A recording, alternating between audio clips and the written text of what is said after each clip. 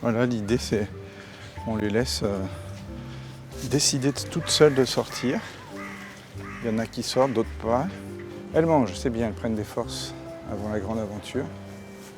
Alors aujourd'hui, nous allons relâcher des jeunes corneilles qui ont été apportés au Jardin des Plantes. Alors ce sont des poussins, des bébés corneilles qui ont été trouvés par le public dans Paris, en région parisienne, ce printemps, au mois de juin, qui ont été apportés dans un centre de soins pour la faune sauvage. Dans ce centre, ils ont été nourris, pris en charge, jusqu'à ce qu'ils soient volants. Et on s'est aperçu précédemment que quand ces oiseaux sont volants et que les centres de soins les relâchent, ils meurent en fait très rapidement dans la nature parce qu'ils sont incapables de trouver à manger et à boire tout seuls.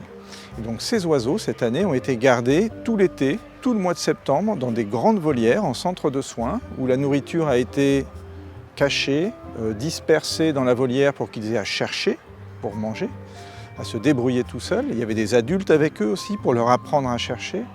Et aujourd'hui, on relâche au Jardin des Plantes un lot de ces oiseaux, 18 jeunes corneilles nés cette année, élevés dans ces conditions, bagués, couleurs, qui vont être surveillés au jardin pour savoir si cette mise en condition d'alimentation va leur permettre de survivre dans la nature. Alors, nature urbaine, mais l'intérêt, c'est qu'il y a sans doute moins de prédateurs et il y a beaucoup de personnes pour les surveiller. Si un oiseau n'y arrive pas et est en détresse, on a plus de chances de le retrouver et de le remettre en soin et de ne pas simplement le laisser mourir.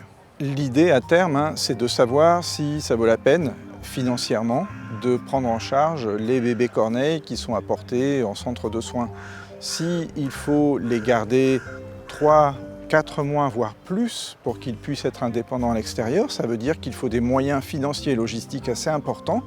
Et donc les centres de soins seront en mesure déjà d'avoir un protocole pour réussir à les réhabiliter et à les relâcher. Et s'ils ne peuvent pas mettre en place ce protocole, prendre des décisions. S'ils élèvent les oiseaux pendant 2 ou 3 mois, mais qu'au lâcher ils vont mourir, donner la priorité à d'autres espèces que l'on sait pouvoir sauver. Dans ces oiseaux qui vont être relâchés, sont tous bagués pour qu'on puisse les reconnaître. Il y en a une partie aussi qui porte des balises GPS parce qu'ils peuvent se cacher pour mourir, disparaître. Et donc on saura si les oiseaux qui disparaissent sont partis, sont vivants et sont partis explorer Paris ou au-delà, ou s'ils sont morts dans un buisson, dans un arbuste ou dans un sous-bois. Donc ça va nous permettre de les suivre à distance, de les retrouver s'ils bougent et s'ils disparaissent de la vue des humains.